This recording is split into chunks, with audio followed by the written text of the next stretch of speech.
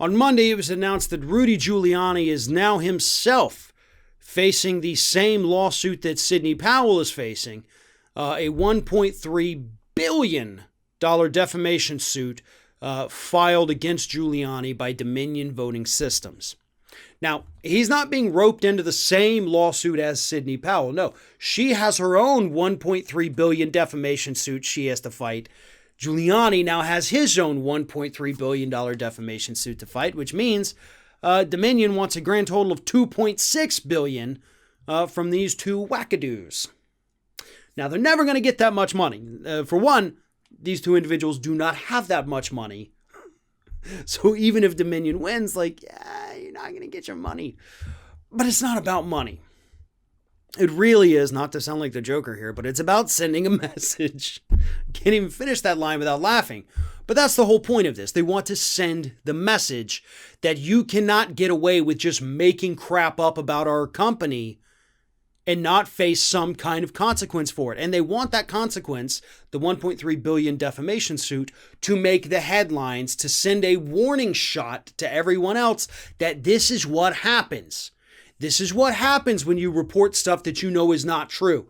This is what happens when you don't listen to those cease and desist letters that we sent out. And that's something we've talked about in the past.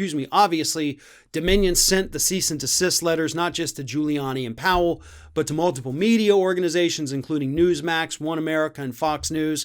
I know Newsmax and Fox News did issue retractions and corrections and say that nothing that they said was true. I do not know if One America did it yet, but if they haven't, you're probably going to have a $1.3 billion lawsuit filed against you. Trump has repeated some of the false claims, and I know he has not retracted them. So probably going to have a $1.3 billion defamation suit against him as well, as long as we're sticking with that number. You know what, though? For Trump, go big. Make Trump do $1.5 billion if you have to. Sure. So what are the claims, right? We talk about the money. We talk about the people targeted. What have they been saying? Well, apparently both Giuliani and Powell have been saying something similar, and that is that Dominion Voting Systems is somehow a Venezuelan company run by a couple of Venezuelans who have ties to Hugo Chavez, who has been dead for many, many years. And they flipped votes in Georgia from Trump to Biden, and they then paid off Georgia officials to not say a word about it. All those Republicans in Georgia, they paid them off to let Biden win. What's happened is that they've got Dominion mixed up with another company. Not that there is any company, by the way, that did any of those things. But what it is there is another company, I believe they make software, the name escapes me at the moment. We've talked about them before, but I can't for the life of me remember the name. Anyway, they were founded by two Venezuelans living in Florida. They had no connection to the Venezuelan government. They just happened to be entrepreneurs in the United States from Venezuela who started this company and is fairly successful. There's no evidence that they committed any fraud or that their company committed any fraud, but they were not in any way tied to Dominion.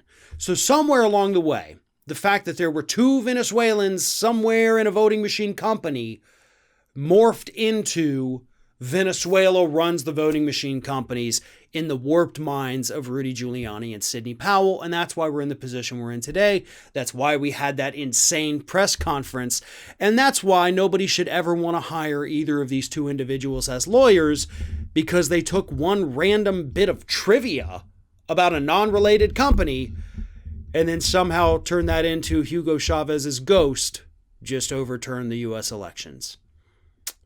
Not exactly the kind of attorney you want on your side, but that's the best Trump could get, apparently.